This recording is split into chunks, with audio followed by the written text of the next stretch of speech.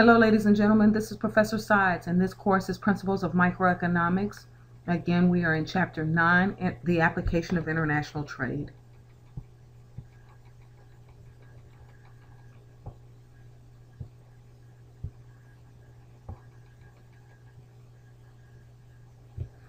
Despite that trade is economically beneficial, it is still a hotly debated topic and can be, as your case study has shown, very political. In this lecture, we will look at 5 arguments against trade and the economist's response to those arguments. Our first argument is that international trade destroys jobs. And our argument is that what we'll see is that that is not necessarily true.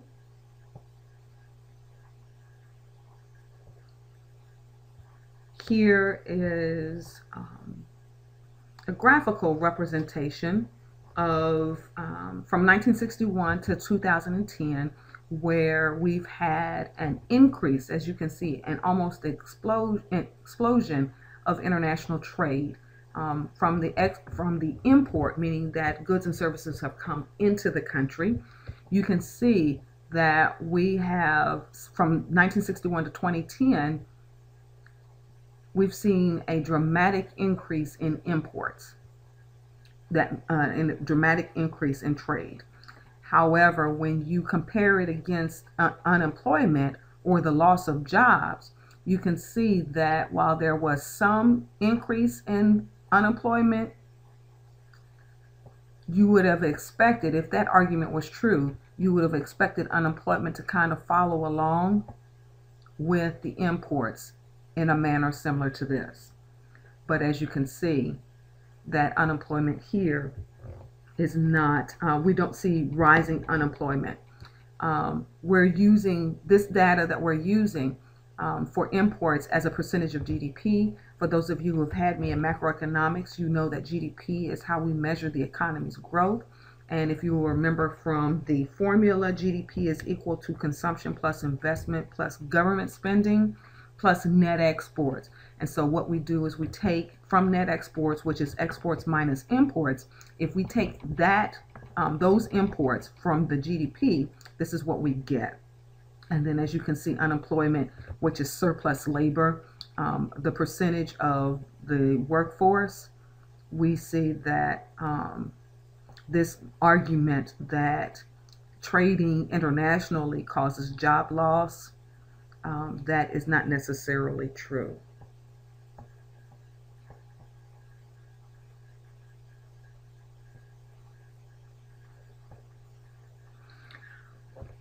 Most of the time, going back to our application, remember I said we're going to use real world examples. The industry that comes to mind that has used the jobs argument is mostly the manufacturing sector, especially when we look at U.S. companies that have outsourced abroad and then imported their products to increase profit margins. But basically what we find is that in actuality, while some jobs are lost, in this instance it was manufacturing, it was offset by job gains such as the service sector. So whereas we saw people lose their jobs who were part of the manufacturing industry, we did see gains in the service industry. We transitioned from being a manufacturing country to being a service-oriented country. And so the gains that we got from becoming a service-oriented country were offset most of those losses that we gained from manufacturing.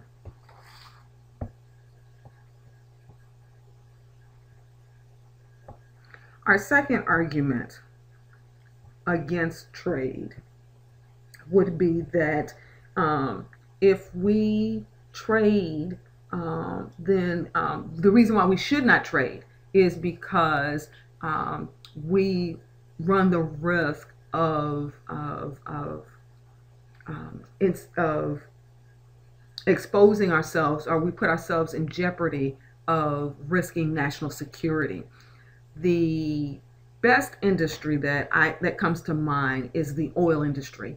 They use this argument many times. Specifically, I was thinking about a company that I worked for where they were going to move abroad. And because they were part of the oil energy segment and they were a major contender in that industry, the government used the national security argument to deny them the opportunity to move or outsource abroad. We can use national security as a means of protecting an industry or a company, in my example. If it truly is national security, we don't want to put ourselves at risk for being attacked. But the problem comes when you have an industry or a company that use this argument and no, we're not putting ourselves at risk. And it's a protectionist practice. And so we have to make sure that we don't overstate or over-exaggerate an industry's importance to the national economy and under the guise or under the pretension of national security.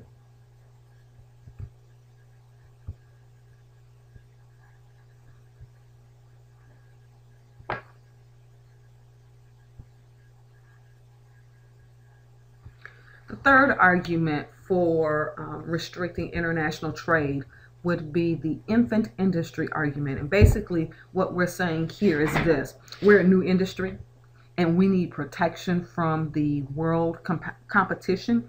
And so we want you, the government, to not allow any competition here so that we can develop. And once we develop, then you can ease the restrictions, the import restrictions. Here, the problem with this argument is who would determine which industries are considered infant, and how long would they stay infant? Because if you as the government give this credence or give power or agree with this argument, then for how long would this industry remain an infant? And then more importantly, how do you determine which industries fall into this category? And so for that reason, and then we operate as a market society. And so the logic is, if you sell a good product at a reasonable price, then while you may take temporary losses initially, you'll more than make up for it in the long run.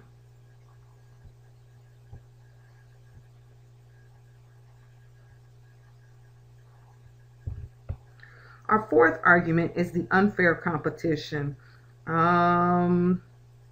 This one is where industries, in our instance, U.S. companies, industries will seek protection and ask for tariffs or quotas or other forms of restrictions, so that because they are at an unfair advantage, because the other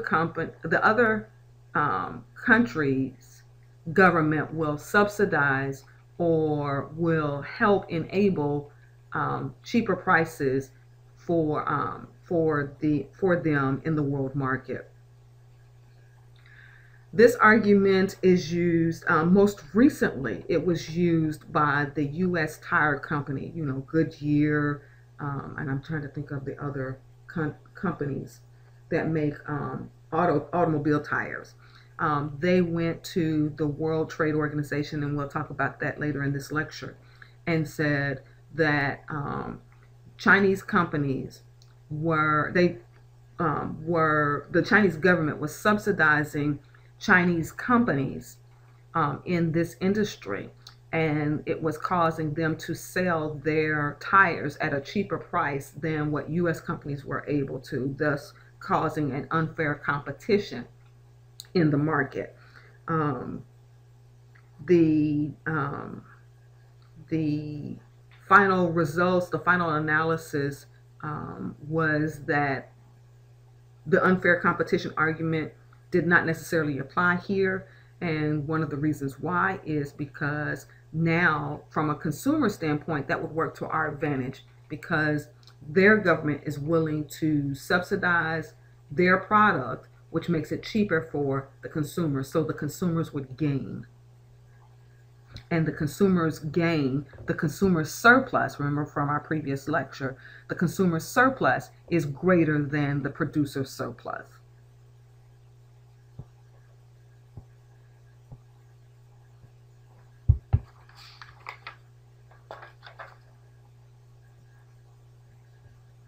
Our fifth and final argument against international trade is protection as a bargaining chip.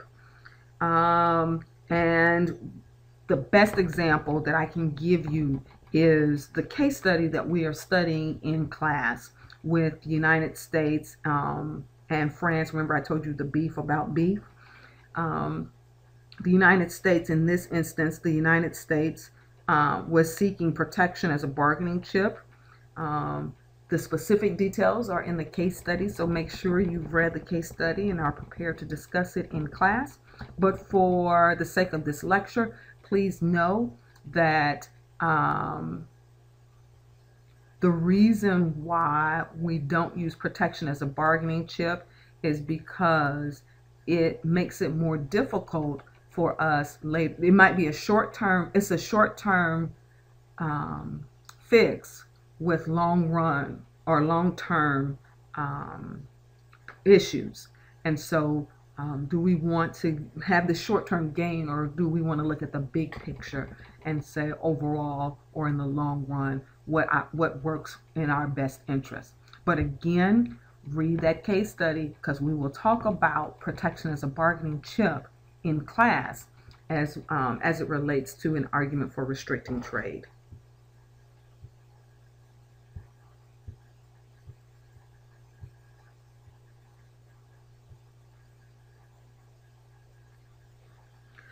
To soften these arguments, these 5 arguments, these are the most common. These are not the only one. This list is not exhaustive by any means, but these are the top 5.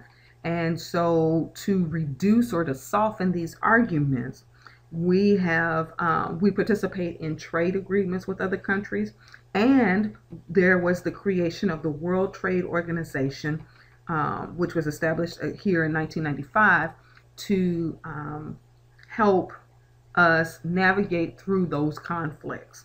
So we have to address these arguments, to address these complaints, to address these issues. Organizations, objective or supposedly objective organizations and agreements have been created to keep those arguments at bay. This concludes the lectures for Chapter 9. Again, make sure you have read your textbook and taken notes. You've gone over your vocabulary and you've gone over the case study. I look forward to speaking with you in class concerning international trade. Thank you.